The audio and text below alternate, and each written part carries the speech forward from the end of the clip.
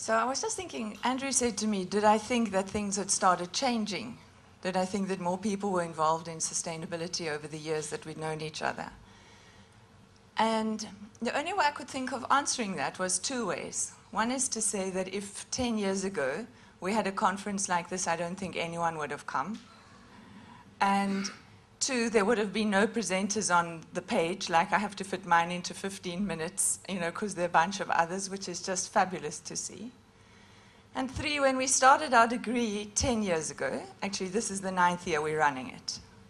Mark and I fell in love with this valley, and we've been here for 12 or 13 years, and this is the 9th year we're running our degree. The first year there were 20 applicants. We were scared no one would come. It was like when you're a little person and you're having a party and you're scared no one will come. That was the feeling that we had. And this year there were over 207 applicants for that same degree. So I think those are things that are incredibly hopeful. I'm not sure it's fast enough, and I'm actually not sure that learning anything intellectually will do anything for anybody and the planet at all. But it is a way of articulating, maybe for some of us, the kind of changes that we'd like to see in our own lives, and to make sense of the careers that we choose, to articulate lives of meaning, maybe, to do something useful, because life is impermanent and it's pretty precious. So we set up an NGO, which has become an international center for living and learning, focusing on studies and experience in ecology, community, and spirit. We did it with important partners. One was Spear, that helped us build the Lynedoch Eco-Village, because we didn't want just a cerebral way of looking at cool faculty and amazing assignments that our students would write and get fabulous marks for. We wanted to be in a place that we were doing it in practice. And so with the grit and the grey hairs, with our Stellenbosch University partner, we located it in the Lynedoch Eco-Village, and that's the first mixed-income ecological housing development in the country. But we started with children, so we focused on child-centered work. And where all our students who come and do our degrees and our executive courses and our short courses come there. They don't go to main campus, so that they can see the creche that we built with solar water geysers. They can see the houses that we've made with subsidy housing people, and where they can participate in a very, very noisy, vibrant place with 400 farm worker kids that are in school there, in a free school, because it's one of the ones that government did make free, because it services one of the poorest communities in the country.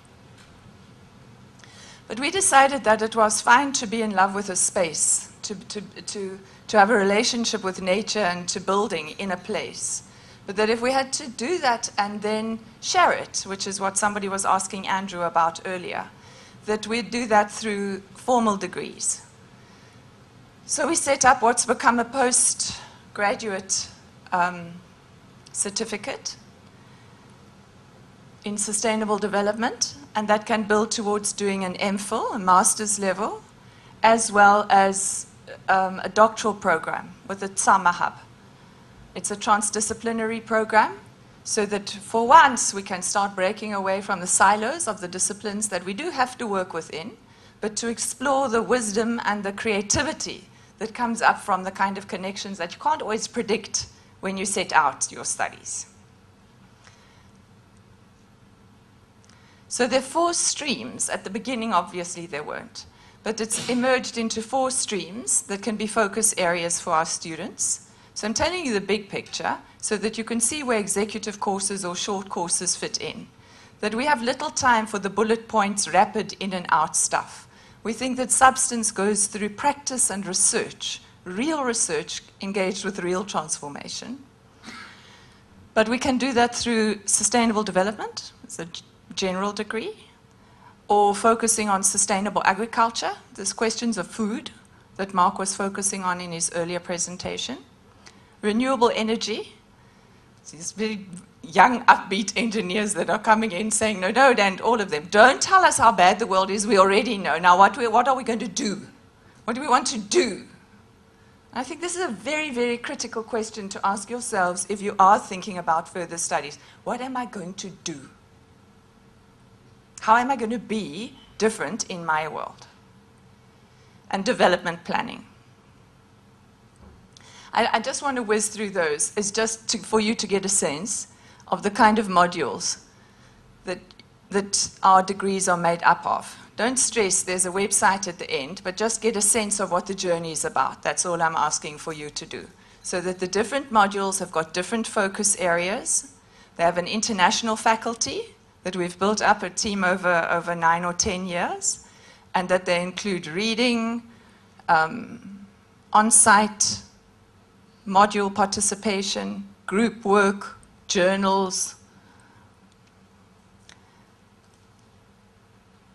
Sustainable agriculture is, what does it really mean to have a broad picture of policy in terms of rural development, land reform and food, as well as quite practical ways of translating that, whether it's into biodynamic farming, permaculture, organic farming. How does it make sense for a world that has to learn how to feed itself again?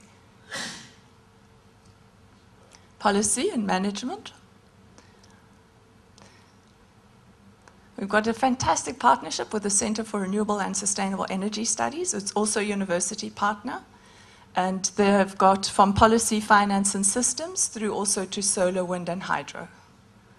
And just to give a sense of what the development planning modules are made of.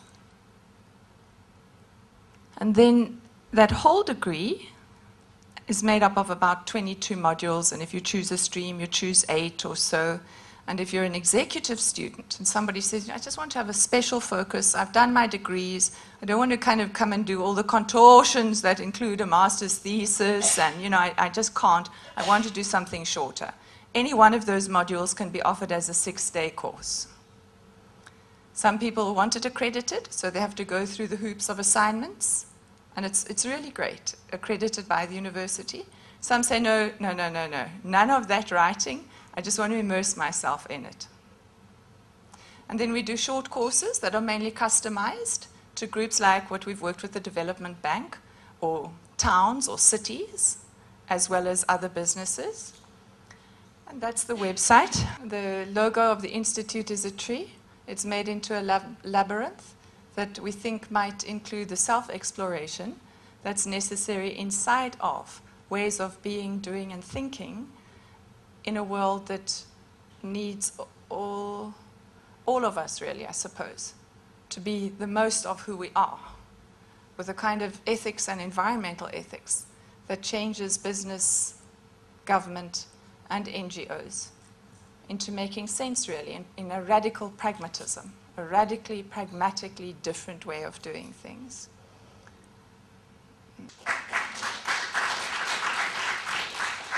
Thank you, Eve.